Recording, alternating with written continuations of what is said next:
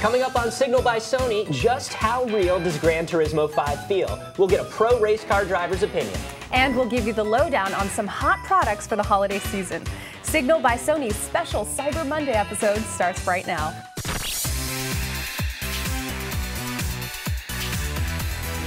Hey everyone, I'm Anthony. And I'm Melody. Thank you for joining us. So Thanksgiving is behind us, and that means the countdown to get our holiday shopping is on. Have you bought for everyone on your list yet? I have not bought for anybody on my list. Neither have I. I am the worst shopper. I have the hardest time picking things out for people. Yeah, a lot of people have, they're difficult to shop for, but usually games and gadgets are on somebody's wish list. Sure. Generally buy someone for that and they'll be happy. And if you're thinking about Sony gear this year, this show should help you out. And with that in mind, here is one of the PlayStation games that a lot of people are hoping to get their hands on this holiday season, Gran Turismo 5. Yes. So the Gran Turismo franchise has been the gold standard for racing games ever since it first came out in 1997. And it's easy to see why. The series producer Kazunori Yamauchi prides the game on being the most realistic driving simulation available. We wanted to put that claim to the test. That's where Tony Bracco-Hiapa comes in. Now, Tony is a professional race car driver and a 10-year driving instructor. He's got a really diverse background, from road racing to drifting to movie stunt driving. Plus, he is a self-professed GT junkie. So we decided to take Tony to Santa Monica to visit with the GT developers to get his take on how the game track stacks up to the real track. Hey Tony, how are you? Anthony, good. So this is Tony Bracco-Hiapa. He is a race driver and instructor, right? Correct. And you've got, what's your background? The last 6 or 7 years I've been on the Pro Drifting Championship, which is a national championship. My experience goes all the way back to '99, where I started Northern Cal. So Gran Turismo 5, obviously a big PlayStation exclusive. The whole franchise has been huge. Are you a big GT fan? Monster GT fan, love it. I mean, from the first one when I was young, all the way through the 4th and the 5th one for Prologue. I've been really itching to get 5, I can't wait. Awesome. Well, I'm excited to see how you think it stacks up to the real thing. Why don't you get Can't wait. suited up, and I will see you out there. All right, man, let's do it.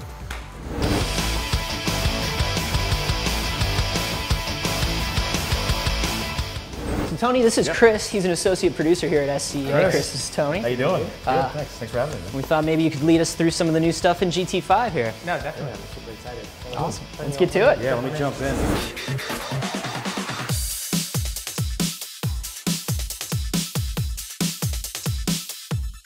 There's a really famous turn on this course too, Yeah, right? the corkscrew. A lot of off-camber, a lot of banking, and you really have to think ahead. Very easy to go in too hot.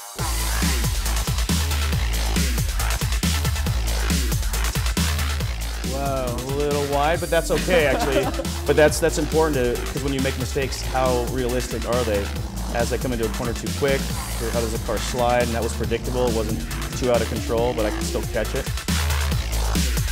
Are you feeling slight changes as you're hitting up against walls and Well, stuff? you know, I didn't hit it hard enough, so it might just be cosmetic at this point. But I think that's important because before, we all know there was absolutely no damage modeling in the game, and now, I mean, cosmetic is one thing, but more importantly is how does the car drive after you hit the wall or after you hit somebody else?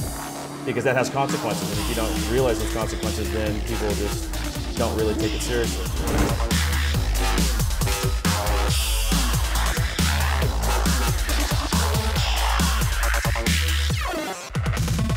How are you noticing the control is changing here with the weather effects? Well, the thing is when you drive in the wet, and I've raced in the wet before, is that it's very, very slippery, so it just exaggerates any mistakes you might make behind the wheel. So you've got to be extremely smooth. You've really got to wait for the car to be straight before you can really ask it to accelerate. Now I'm in an all-wheel drive car, so I can get away with being a little bit more aggressive since I've got four-wheel drive. But you're still having to be really cautious of how you apply power because I've got the Nissan Skyline and it's got close to 500 horsepower.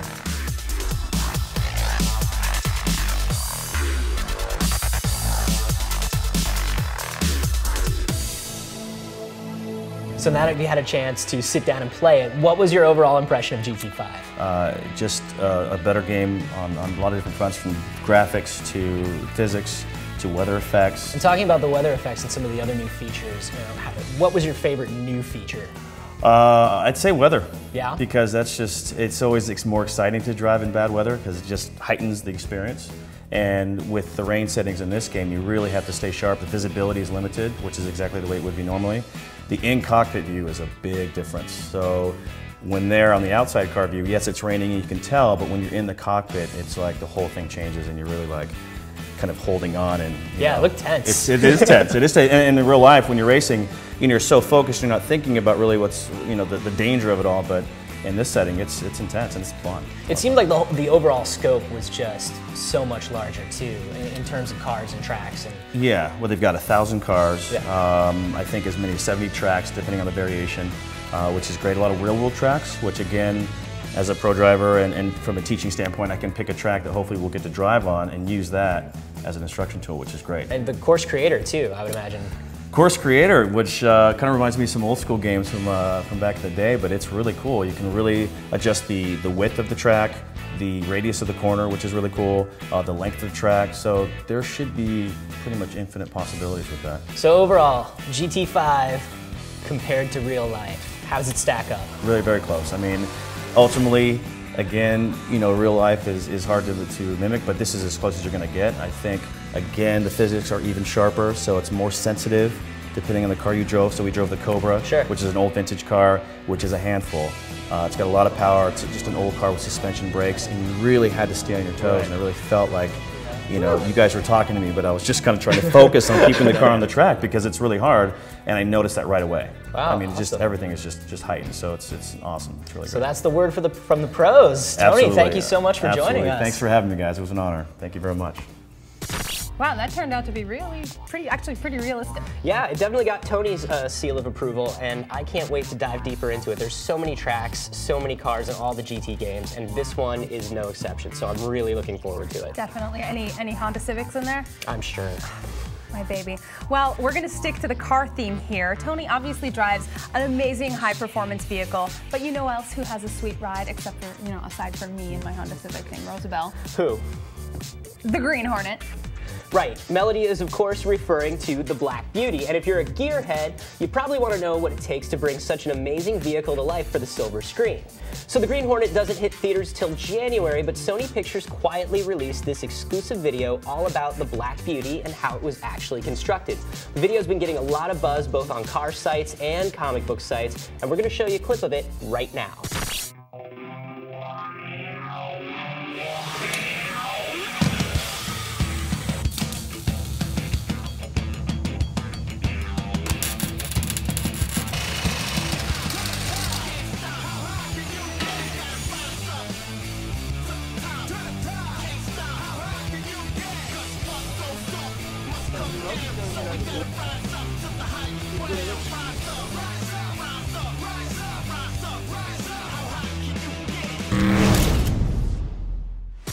All right, as you can see, we have a bunch of Sony products here to show you, and that's because it's time to get serious about holiday shopping.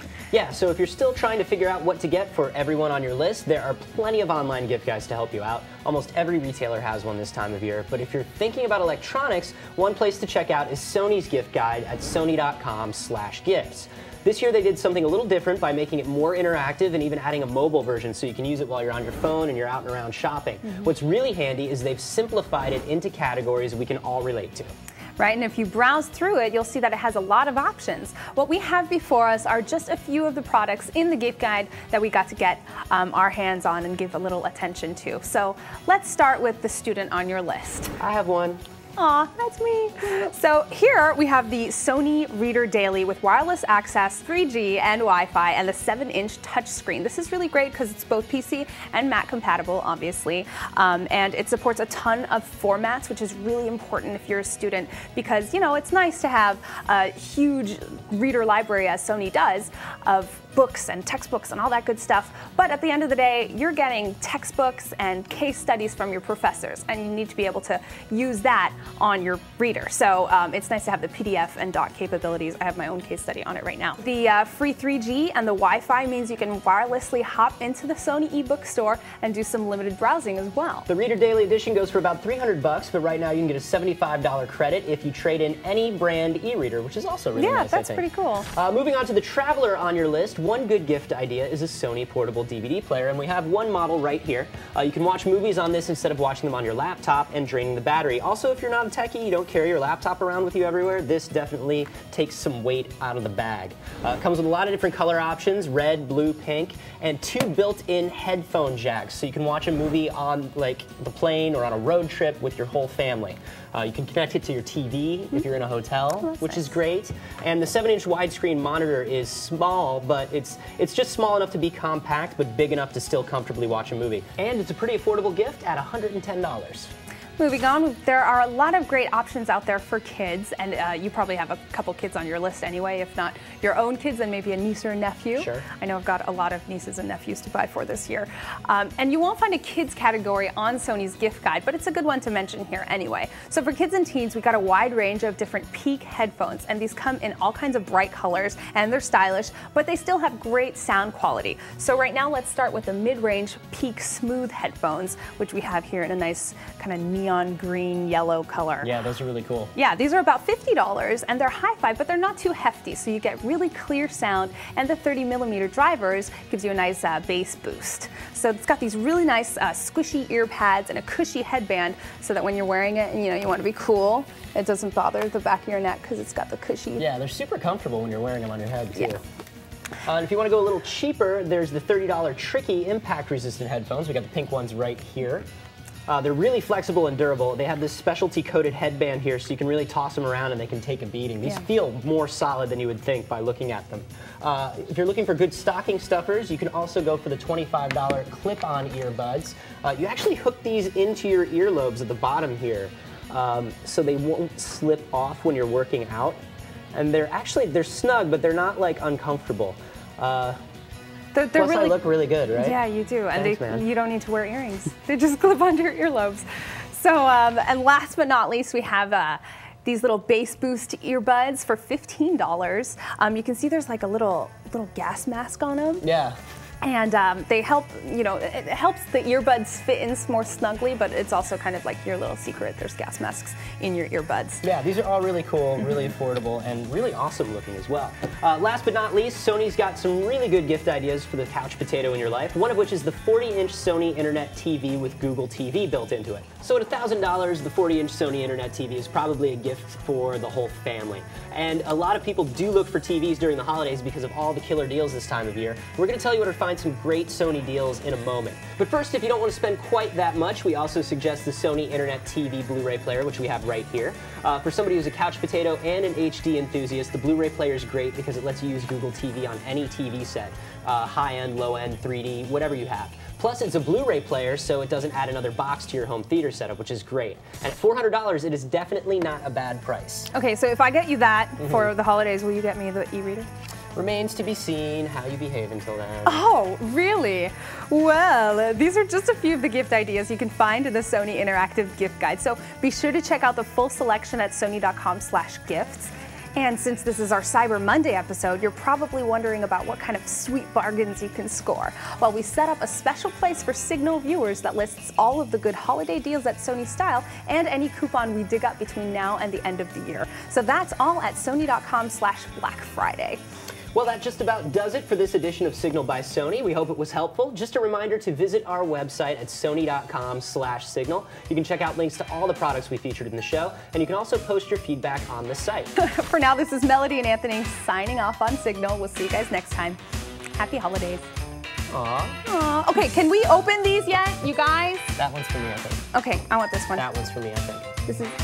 All right, well, these one's for me. big ones are for me.